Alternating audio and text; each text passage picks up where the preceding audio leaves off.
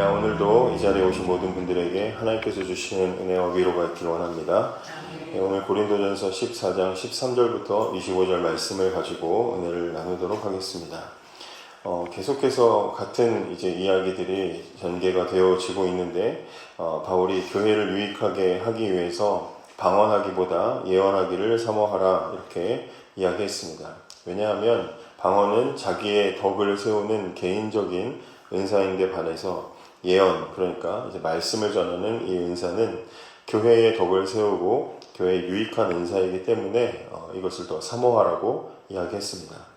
계속 이 바울이 방언에 대해서 이 방언을 폄훼하고 있는 것이 아니라 교회의 유익을 위해서는 방언보다는 예언의 은사, 말씀을 전하는 은사를 사모해야 한다라고 말하는 것입니다. 알아들을 수 없기 때문에 이 부분들을 가지고 이야기를 하고 있는 것입니다. 방언은 알아들을 수가 없지만 예언, 하나님 말씀을 전하는 것은 알아들을 수 있는 것이기 때문에 교회에 더 그것이 유익이다. 이런 차원에서 이야기를 하는 것입니다. 당시의 고린도 교회는 방언을 최고의 가치로 여기면서 교회 안에서 그것을 자랑하는 사람들이 다른 사람들을 차별하고 무시하는 일들이 발생하면서 교회에 분열의 문제가 생겼기 때문에 그런 차원에서 사도가 알아들을 수 없는 말들을 하는 것보다 하나님의 말씀을 알아듣도록 전하는 것이 더 유익합니다. 이런 차원에서 계속 지금 본문의 이야기들을 해나가고 있습니다. 오늘도 계속해서 방언과 예언에 대한 이야기가 계속 이어지는데, 오늘 읽으신 이 말씀의 핵심 구절을 19절이라고 볼 수가 있습니다. 19절을 다시 보시면, 그러나 교회에서 내가 남을 가르치기 위하여 깨달은 마음으로 5마디 말을 하는 것이 1만마디 방언으로 말하는 것보다 나으니라 이렇게 말합니다. 사도는 누구보다도 방언을 더 잘 말할 수 있는 사람이었습니다. 그러나 교회를 위해서는 1만마디의 방언을 하는 것보다 성도들을 가르치기 위해서 자신이 깨달은 하나님 말씀 5마디를 하는 것이 더 유익하다, 낫다, 이렇게 말하는 것입니다. 20절에도 형제들아, 지혜에는 아이가 되지 말고 악에는 어린 아이가 되라. 지혜에는 장성한 사람이 되라. 간단하게 말을 바꾸면, 교회 안에서 어린 아이들처럼 유치하게 행동하지 마시고 성숙한 어른처럼 행동하십시오. 이런 이야기로 이해할 수가 있겠습니다. 그리고 21절에 보시면 율법에 기록된 바, 성경에 기록된 이야기를 하는 것인데, 이르시되 내가 다른 방언을 말하는 자와 다른 입술로 이 백성에게 말할지라도 그들이 여전히 듣지 아니하리라. 이건 이사야 28장에 나와 있는 말씀을 인용을 한 건데, 이스라엘 백성들이 하나님 말씀을 자꾸 깨닫지 못하고 돌아오지 않으니까 하나님이 다른 말을 하는 민족인 이 아수르를 침략시켜가지고 이스라엘을 치셨습니다. 그것을 하나님이 다른 민족이 와가지고 이스라엘을 깨닫도록 때리시는 것을 하나님은 지금 다른 방언을 말하는 자와 다른 입술로 이 백성에게 말했다. 그 때리는 것 자체가 하나님의 말씀이라는 것이죠. 다른 언어를 쓰는 이방인들이 와서 하나님의 백성을 친 것은 하나님의 경고의 말씀인데, 그렇게 얻어맞으면서도 하나님의 말씀의 뜻을 깨닫지 못하더라. 이런 이야기가 배경이 됩니다.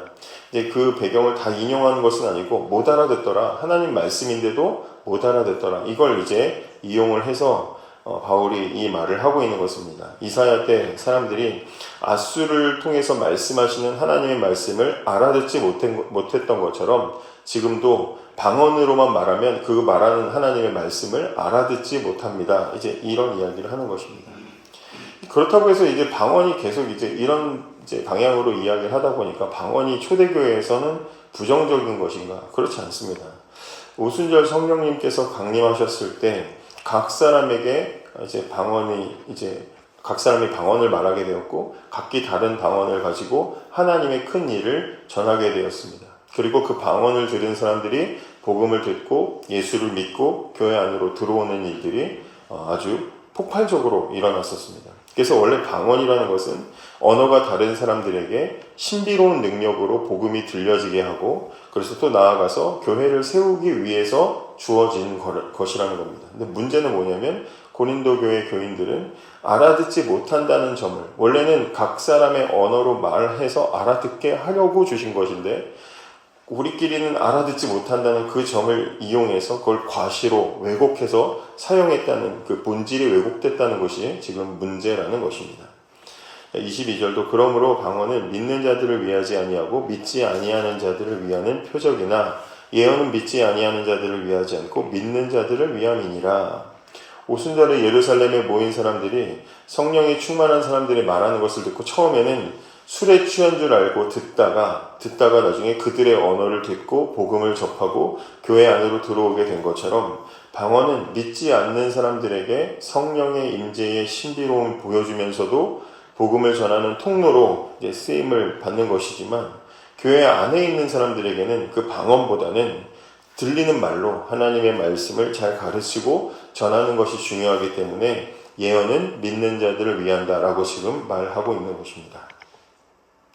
23절도 보시면 그러므로 온 교회가 함께 모여 다 방언으로 말하면 알지 못하는 자들이나 믿지 아니하는 자들이 들어와서 너희를 미쳤다 하지 아니하겠느냐. 이런 경험들은 혹시 있으실지 모르겠습니다. 난생 처음 교회 오시는 분이 낮 예배가 아니라 금요 기도회나 이런 데 이렇게 기도회가 중심이 되는 그런 집회에 오셔서 이렇게 교회는 이런 곳이구나 예배를 참석하셨는데 예상보다 막 뜨겁게 기도하고 열정적으로 기도하고 하고 있으면 우리는 일상적으로 그렇게 기도를 하는 것인데 동성으로 기도합시다 하고 기도를 하는 것인데 무슨 그것이 알고 싶다에 나오는 광신대 집단인 줄 알았다. 그러고 이제 가버리니까 이제 그런 이야기를 하는 것입니다. 그래서 다 방언으로 이제 말하는 것을 보고 여기 이제 굉장히 과격한 표현이죠. 미쳤다 하지 않겠느냐 이제 그런 표현입니다.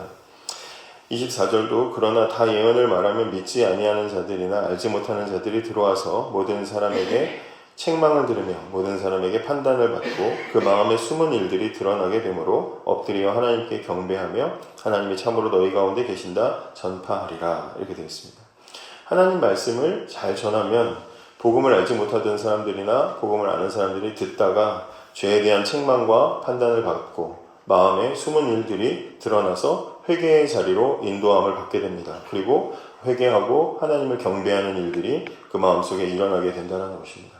복음을 통해서 교회가 무엇을 추구해야 하는지 이것을 오늘 본문 말씀을 통해 다시 한번 생각해 보게 됩니다.